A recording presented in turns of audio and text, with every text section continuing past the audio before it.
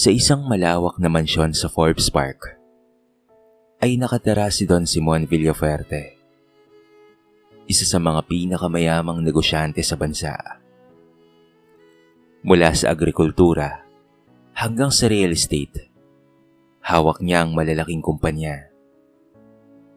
Kilala siya sa pagiging matalino, istrikto, at walang sinasanto sa negosyo. Ngunit higit sa lahat, ipinagmamalaki niya ang kanyang mga anak na pinaniniwalaan niyang tagapagmana ng kanyang imperyo. Si Samuel ang panganay, isang matikas na abogado na palaging laman ng mga business conference. Si David naman ay pangalawa, isang financial expert na kilala sa loob at labas ng bansa.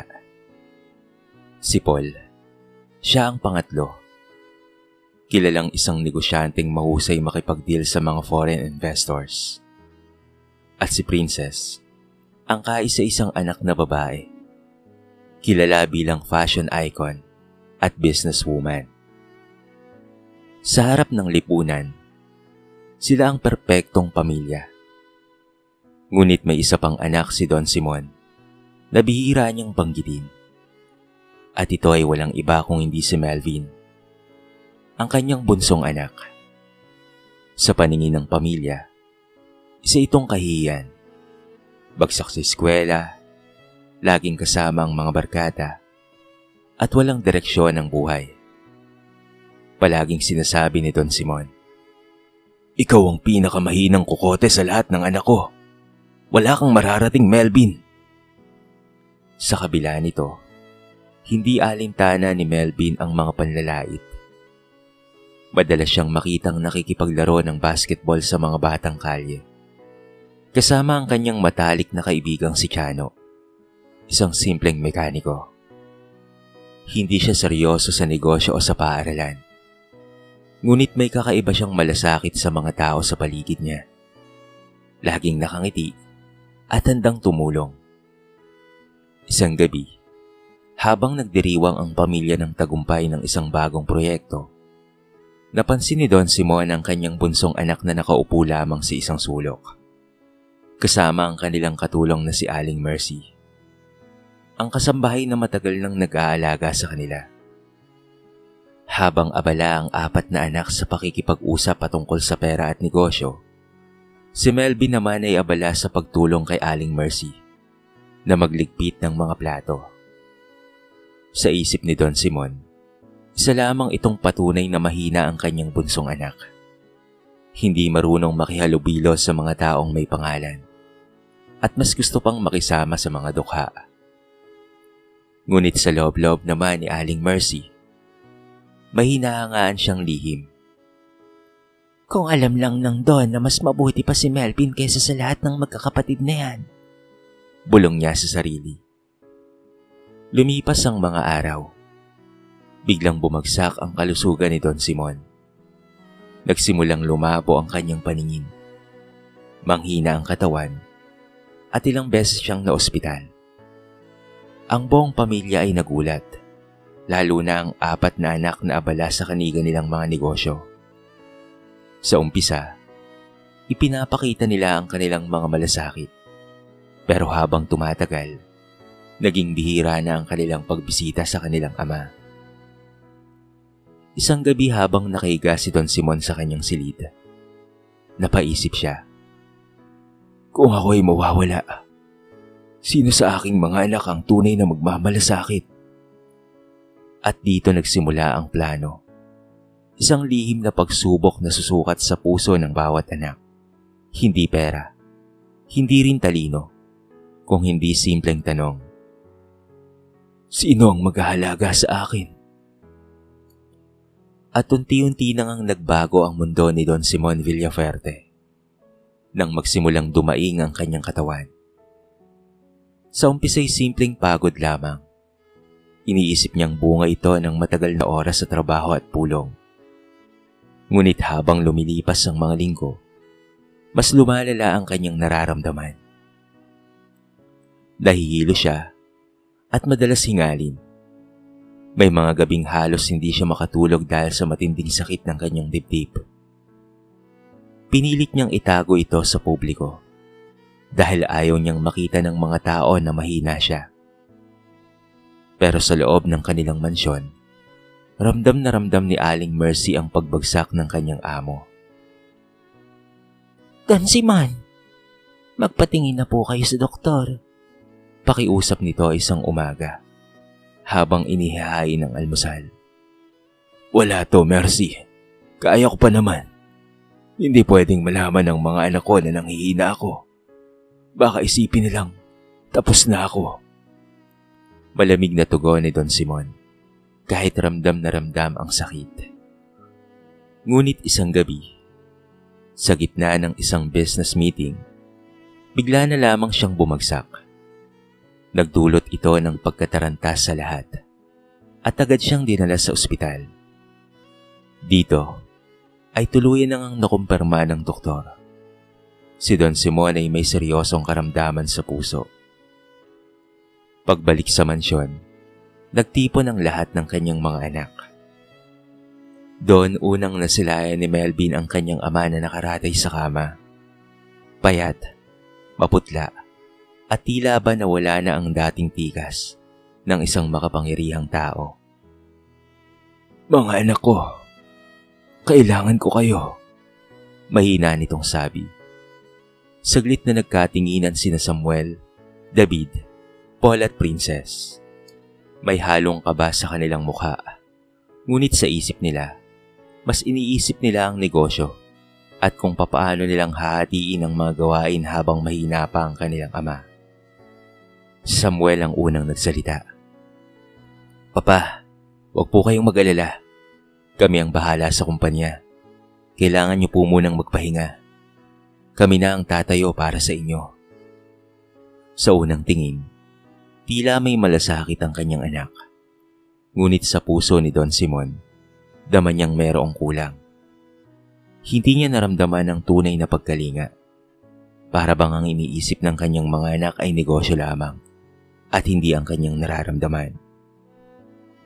Habang ang apat ay abala sa pagpaplano kung papaanong hahawakan ng mga kumpanya, napansin ni Don Simon ang isang pigurang tahimik lamang sa sulok. Si Melvin. Hindi ito nagsasalita. Nakaupo lamang. Nakayuko. Ngunit maya-maya tumayo siya at lumapit. Papa, gusto niyo po bang turuan ko kayo ng bagong posisyon para po hindi sumakit ang likod niyo habang nakahiga? Tanong ni Melvin. Simpleng alok ng tulong. Nagulat si Don Simon.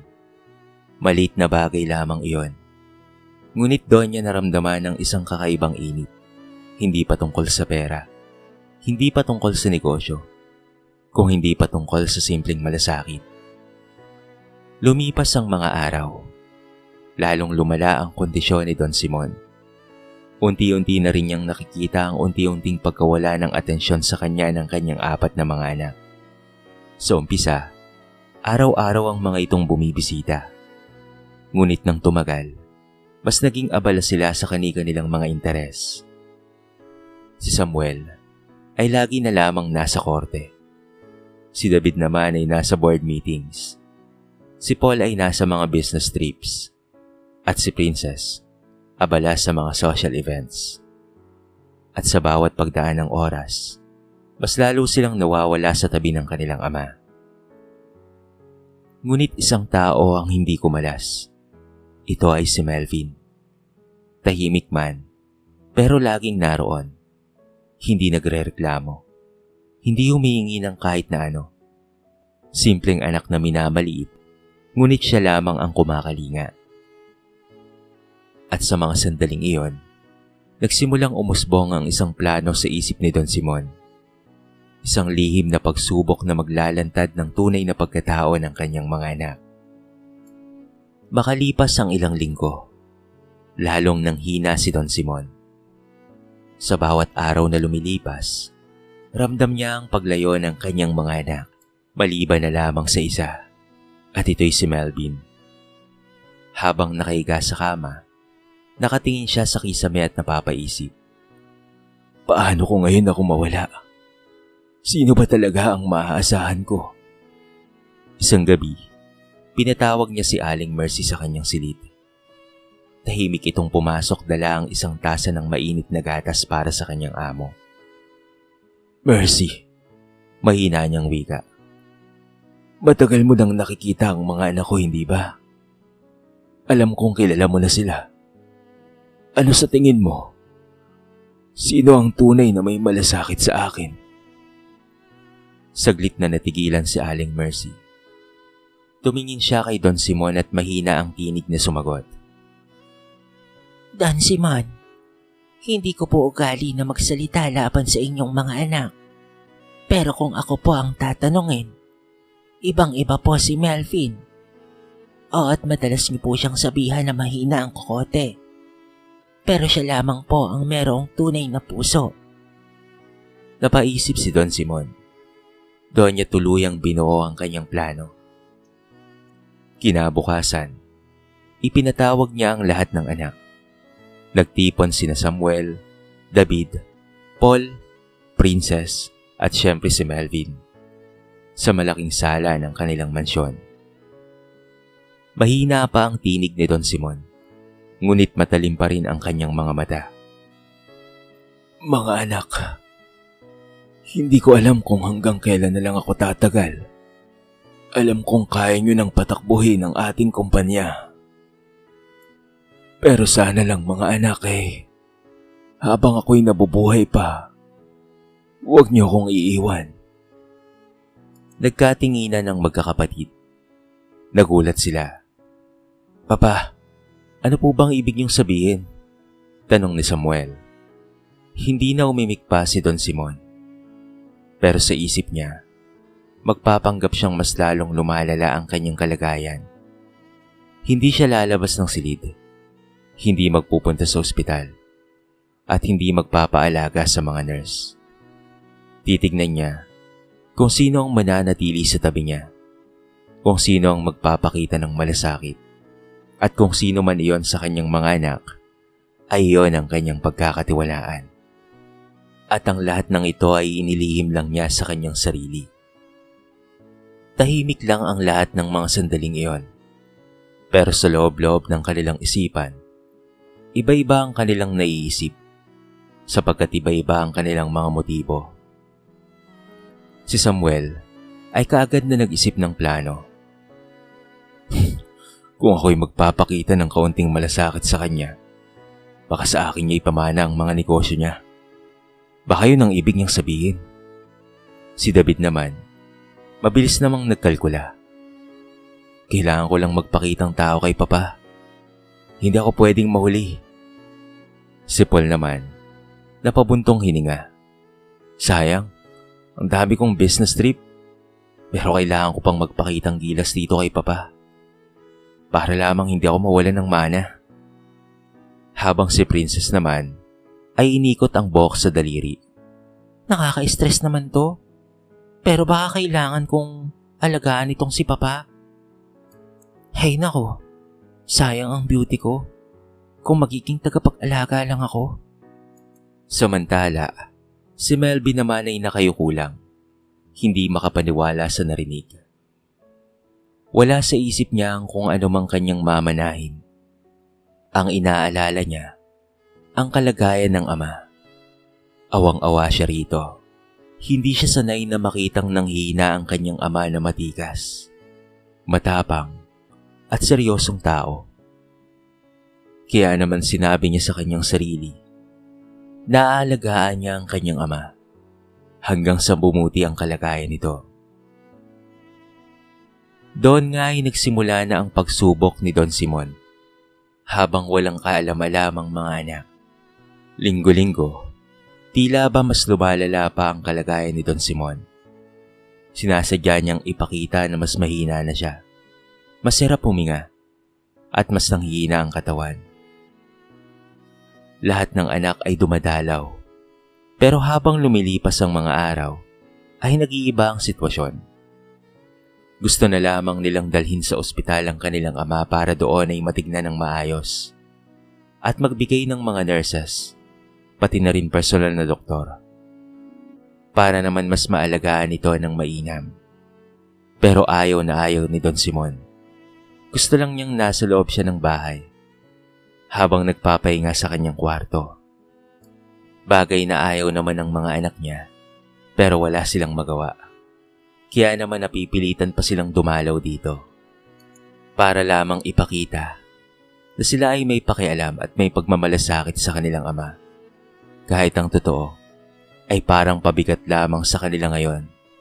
Itong si Don Simon. Si Samuel, sa umpisa ay laging nasa tabi ng ama. Pero nang tumagal na, puro telepono at tawag patungkol sa korte. Si David ay madalas dalhin ang laptop at doon nagtatrabaho. Halos hindi na kinakausap ang ama. Si Paul naman ay pabalik-balik na lang. Minsan ay wala pa. Habang si Princess, dumadalaw pero saglit lang. Dahil laging merong party o event. Pero si Melvin, siya ay laging naroon. Siya ang nag-aabot ng tubig, siya ang nag-aayos ng unan, at siya ang naglalagay ng kumot kapag nilalamig ang ama. Siya rin ang nagpapakain dito. Madalas niyang ipagluto ang kanyang ama ng pagkain na may mainit na sabaw. Para naman kahit papaano, ay makakain ito ng maayos. Sa bawat simpleng gawaing iyon, nakikita ng Don ang malaking kaibahan ng kanyang mga anak dito sa kanyang bunsong anak na si Melvin. At habang patuloy ang kanyang palihim na pagsubok, mas lumalalim ang kanyang pagdududa sa apat at mas lumilinaw ang isang katotohanan. Ang tanging anak na minamaliit niya noon ay siya ring anak na hindi niya kailanman pinahalagahan.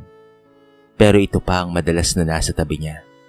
Nagmamalasakit, nag-aalaga, at nagpaparamdam ng pagmamahal. Noong una, sabik ang lahat na magpakitang tao. Pero habang tumatagal, unti-unti nang nagiging bihira ang kanilang pagbisita.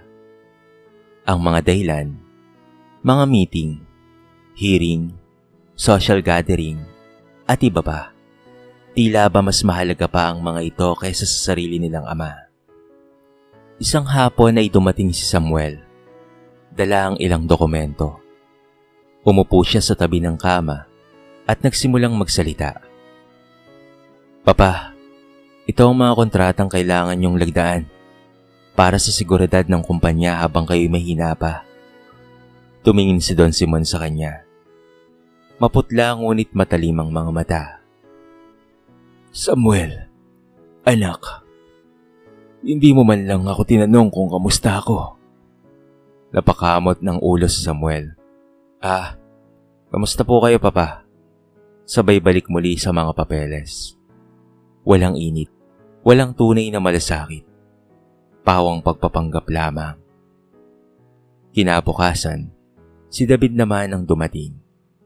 Ngunit habang nakaupo sa gilid ng kama ng kanyang ama, abala ito sa laptop, tumatawag, nag-i-email, at nagkakalkula ng milyon-milyong halaga. Papa, huwag kayong mag-alala. Ginagawa ko ito para sa inyo. Lahat ng investments natin, maayos, kaya wala kayong dapat na ikabahala. Ngunit sa isip ni Don Simon, tila hindi yan patungkol sa kanya bilang ama, kung hindi patungkol sa negosyo, sa pera, at mga numero. Dumating din si Paul, ngunit halatang alanganin. Papa, pasensya na po ha. May flight kasi ako bukas papuntang Singapore. Pero dumaan lang ako para kamustahin kayo. Sandali lang siyang tumigil at agad ring umalis. Ang pagbisita ay parang formalidad lamang. Para bang nagpapakita na present sila at hindi sila absent sa sitwasyon. Habang si Princess naman ay nagdala pa ng mga kaibigan isang araw. Nagpa-picture sa silid ng ama at pagkatapos ay umalis din kaagad. Papa, kailangan kong dumalo sa isang event. Huwag kayong mag-alala. I'll post prayer for you online. Sabay halik sa pisngi nito. Ngunit ramdam ni Don Simon, hindi totoo ang lahat ng iyon. Puro pagpapakita lamang, pero walang laman. Samantala, si Melvin, walang sinasabi, walang ipinagyayabang. Ang tanging nasa isip lamang niya ay alagaan ng kanyang ama hanggang sa ito ay tuluyang gumaling. Tahimik lang siyang palagi na naroon. Siyang naghahanda ng pagkain ng kanyang ama. Siyang nagbabantay sa gabi kapag hindi makatulog ang matanda. Kapag nilalagnat, siya ang nagpupunas ng bimpo. Kapag mahina ito, siya ang nag-aabot ng kamay. Isang gabi, habang nagbabantay si Melvin, hindi na nakatiis pa si Don Simon. "Melvin, anak, bakit mo ito ginagawa? Wala ka namang mapapala. Alam mo naman na hindi ikaw ang inaasahan kong magmana." Ngumiti lamang si Melvin, kahit may luha sa gilid ng kanyang mga mata, at kahit nasasaktan ang kanyang puso. "Papa, hindi ko naman po iniisip ang mana. Kayo po ang tatay ko. Kahit ilang beses niyo po akong sabihan ng mahina, kahit ilang beses niyo po akong tawaging walang kwenta, at kahit ilang beses niyo po akong sabihang walang silbi, kayo pa rin po ang ama ko. Kung hindi ako, sino pa po ang mag-aalaga sa inyo, Papa? Wala po akong pakialam sa mga mana. Ang gusto ko lang po, Papa, ay alagaan ko po kayo. Sapagkat wala na po si Mama, kayo na lamang po ang pamilya ko. Ikaw na lang po ang magulang ko." Napatigil si Don Simon. Sa unang pagkakataon, naramdaman niya ang bigat ng kanyang mga pagkukulang sa kanyang bunsong anak. Ang bunso niyang palaging minamaliit, palagi niyang sinasabihan na walang kwenta, mahina ang kokote. Pero ito pa pala ang may pusong hindi matitinag at mag-aalaga sa kanya. Pero sa kabilang banda, hindi natutuwa ang apat na magkakapatid. Habang abala sila sa kanilang mundo, napapansin nilang si Melvin ang laging kasama ng kanilang ama. Mas nagiging malapit na si Melvin kay Papa kesa sa atin. Sabi ni Princess. "Hindi pwede to," dagdag naman ni David. "Kung hindi natin kayang bantayan, baka siya pa ang makakuha ng loob ni Papa." Nagsisimula na nga silang maghinala at dito ay nagsisilang ng bagong tensyon. Hindi lang laban sa ama, kung hindi laban sa bunso nilang lagi nilang tinutuligsa. Habang patuloy ang mga linggong lumilipas, mas napapansin ni Samuel, David, Paul at Princess ang kakaibang paglalapit ni Don Simon sa kanilang bunsong kapatid. Isang gabi, nagtipon ang apat sa isang mamahaling restaurant. Nagsimula ang kanilang usapan sa tila normal na negosyo. Ngunit unti-unti itong napunta kay Melvin. "Hindi ako mapalagay," bungad din Samuel habang nakasandal sa upuan. "Parang sobra ang atensyon ni tatay kay Melvin nitong mga nakaraang buwan." Umiling si David. "Alam ko, lagi siyang nasa tabi ni Papa. Samantalang tayo, abala sa kumpanya. Baka isipin ni Papa na mas mahalaga siya kaysa sa atin." Si Paul naman, nakakunatang no, at pagkatapos ay sumapat. "Hindi pwede to. Ilang beses nang sinabi ni Papa na mahina ang kokote ni Melvin. Pero kung patuloy siyang makakakuha ng simpatya, baka siya pa ang magmana ng lahat ng pag-aari natin."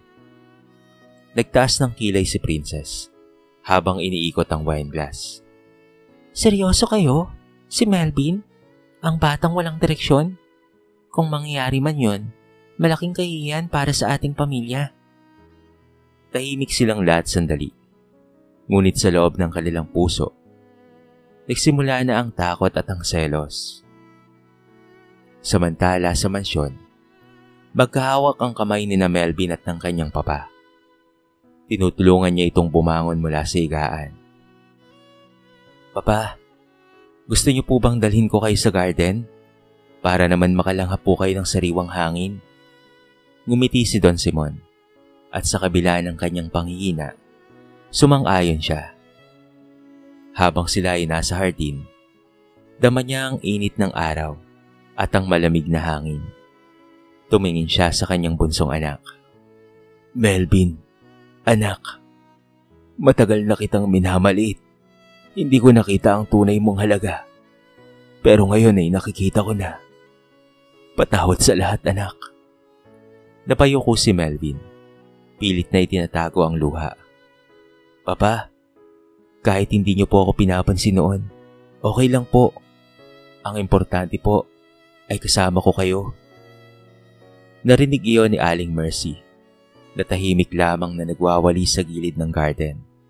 Napangiti siya. Alam niyang may kakaibang nangyayari sa puso ni Don Simon. Subalit hindi ito nakaligtas sa paningin ng 4 na magkakapatid. Sa tuwing dumadalaw sila, palaging naroon si Melvin. Lagi siyang nasa tabi ng kanilang ama. At sa bawat tingin ni Don Simon kay Melvin, tila may init na hindi nila naramdaman noon. Isang araw, hindi na nakatiis pa si Samuel. Pagkatapos ng kanilang pagbisita, hinarap niya ang bunso sa may hallway ng mansyon. Bunso, huwag mong isipin na dahil ikaw ang palaging kasama ni Papa, ay may karapatan ka na sa mana. Tandaan mo, mahina ka. Wala kang alam sa pagninegosyo. Hindi ikaw ang nararapat. Napayuko si Melvin, ngunit hindi siya sumagot. Hindi dahil sa takot siya, kung hindi dahil ayaw niyang makipagtalo. Ngunit lalo namang nagalit si Paul. Yan ang problema sa'yo, bunso eh. Wala kang ambisyon. Kung sakaling ikaw ang mapili ni Papa, sisirain mo lang ang lahat ng pinaghirapan namin. Nagkatinginan silang magkakapatid. At unti-unti, nagkaroon ng katahimikan. Ngunit sa likod ng katahimikang iyon, ay may mabigat na banta. Isang binhi ng galit ang magsisimulang umusbong. Samantala, habang pinagmamasdan ni Don Simon ang lahat ng ito mula sa bintana ng kanyang silid, mas lalong lumilinaw sa kanya ang katotohanan. Ito na nga. Ito na ang tunay na kulay ng aking mga anak. At sa kanyang puso, nagsimula nang mabuo ang matinding desisyon. Isang desisyong babago sa kapalaran nilang lahat.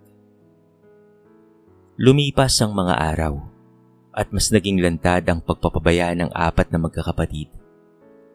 Dumadalaw pa rin naman sila, ngunit halata na. Halatang wala ng malasakit. Puro formalidad na lamang. Para bang tungkulin na kailangang gampanan. Hindi sa pamamagitan ng pagmamahal. Hindi pagmamahal na dapat ay kusang ibinibigay.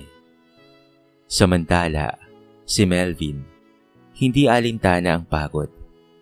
Minsan halos buong gabi siyang nagbabantay. Kapag hinihingal ang ama, siya ang tumatawag kay Aling Mercy para sa gamot. Kapag nanghihina ito, siya ang naglalagay ng unan sa likod at nagdadala ng tubig. Sa simpleng mga bagay na yon, naramdaman ni Don Simon ang tunay na pagmamahal. Isang bagay na hindi niya nakita sa kanyang 4 na mga anak na palagi niyang ipinagmamalaki noon. Isang gabi, habang nakahiga sa kama, pinatawag niya si Atty. Villanueva, ang matagal na nilang tagapayo. Tahimik na pumasok ang abogado, dala ang ilang mga dokumento.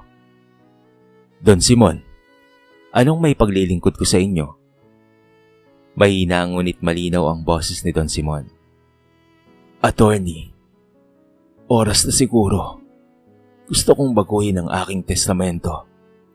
Nagulat ang abogado. Sigurado po ba kayo, Don Simon? Malaki po ang epekto nito. Alam kong inaasahan ito ng 4 ninyong mga anak. Pinutol siya ni Don Simon. Alam ko, pero ngayon, nakita ko na kung sino talaga ang may puso.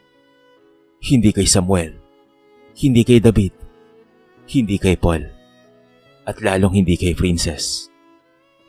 Ang lahat ng yaman ko ay ipapamana ko sa aking bunsong anak na si Melvin. Tahimik ang abogado. Ramdam niyang mabigat ang desisyong iyon. Ngunit nakita niya rin ang katatagan sa mga mata ni Don Simon.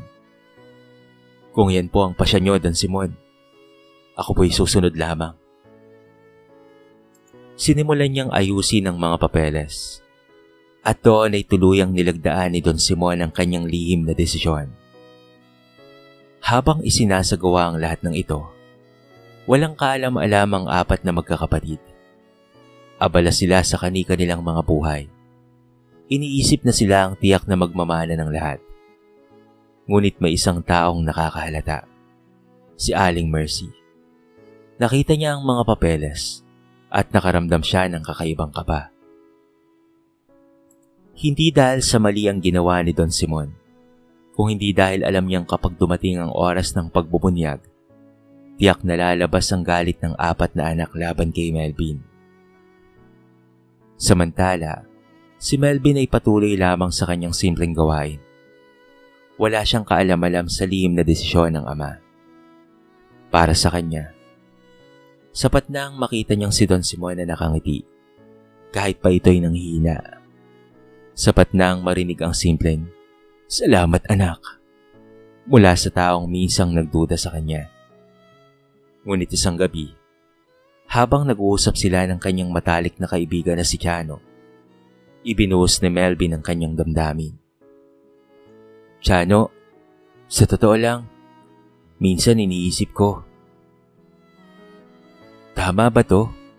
Lahat ng kapatid ko ay galit sa akin. Hindi nila alam kung bakit lagi ako ang kasama ni Papa. Parang ako pa ang nagiging sagabal sa kanila." Tinapik siya ni Chano sa balikat. "Pre, huwag mong isipin yun. Ang totoo, ikaw lang ang anak na may malasakit sa iyong papa. Kung galit sila, hayaan mo na sila. Kailangan ng suporta ng iyong papa. Kailangan niya ng anak na magmamalasakit sa kanya." Habang siya ay nasa ganoong sitwasyon at kalagayan, basta't gawin mo lang kung ano ang tama at totoo. Napangiti si Melvin, ngunit sa loob niya, ramdam niyang may paparating na unos. Sa silid ng kanyang ama, muling napapikit si Don Simon. Hawak ang kanyang dibdib.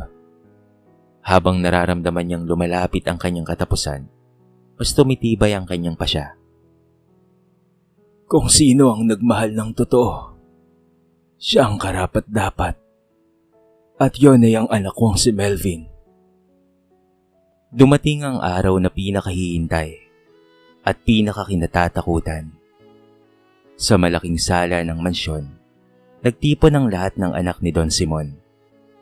Naroon si Samuel, David, Paul at Princess. At syempre si Melvin. Kasama si Aling Mercy na tahimik lamang sa sulok. Pumasok si Attorney Villanueva. Dala ang makapal na sobre.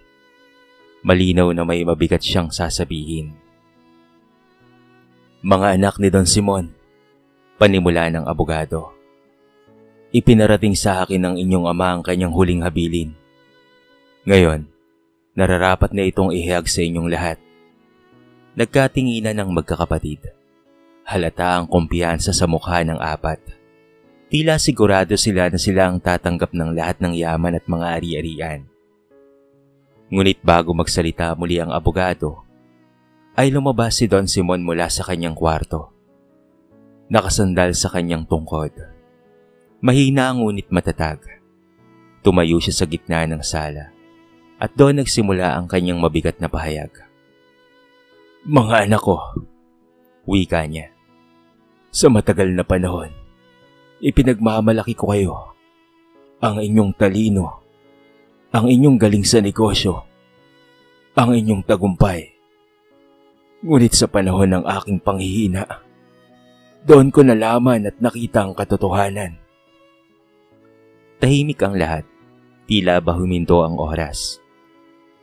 "Nakita ko kung sino sa inyo ang tunay na nagmamahal at kung sino ang mas inuuna ang kanyang sarili. Samuel, David, Paul, Princess, hindi ko itinatanggi ang inyong kakayahan. Pero sa mga panahong ako'y naghihirap, iniwan niyo ako at ang kasakasama ko lamang ay si Melvin." Nabigla ang lahat. Agad na nagsalita si Manuel. "Papa, mali po yun. Busy lang po kami sa negosyo. At para sa inyo rin yun." Sinundan pa ni David. "Oo nga papa, hindi ibig sabihin na wala kami palagi ay hindi na namin kayo mahal." Sumabat naman si Paul. "Hindi pwedeng siya lang ang pipiliin niyo, papa. Wala siyang alam sa negosyo." At si Princess, halos mapasigaw. "Papa, masisira ang pangalan natin kung kay Melvin niyo ipapamana ang lahat." Ngunit sa bawat pagtutol nila, nanatiling tahimik si Don Simon. Hawak ang kanyang tungkod. Matalim ang tingin.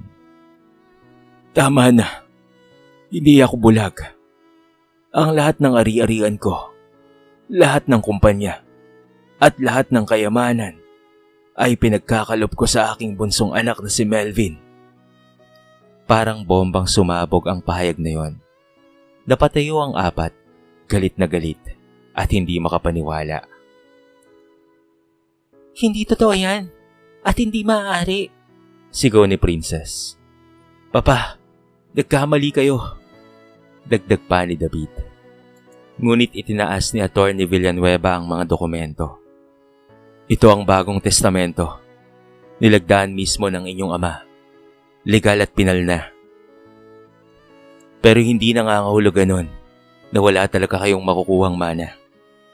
Anak pa rin kayo at may karapatan pa rin kayo sa mga ari-arian ng inyong ama. Ang pagkakaiba nga lang ay mas malaki ang parte ng inyong kapatid na si Melvin kaysa sa inyong matatanggap. Tahimik lamang si Melvin. Hindi siya makapaniwala sa kanyang narinig. Halos mangilid ang luha sa kanyang mga mata. Papa, bakit po ako? Mahina niyang tanong. Lumapit si Don Simon at sa unang pagkakataon, hinawakan niya ng mahigpit ang balikat ng kanyang bunso. Dahil ikaw, Melvin, ikaw ang nagpakita ng tunay na pagmamahal sa akin. Hindi sa kayamanan, hindi negosyo, kung hindi puso. Ikaw lang ang hindi nang iwan. Ikaw lang ang hindi nagpabaya sa akin, anak. At doon bumagsak ang lahat ng galit at inggit ng magkakapatid. Ang mga anak na noon ay pinagmamalaki. Ngayon ay nakatayo. Luhaan, galit at bigo.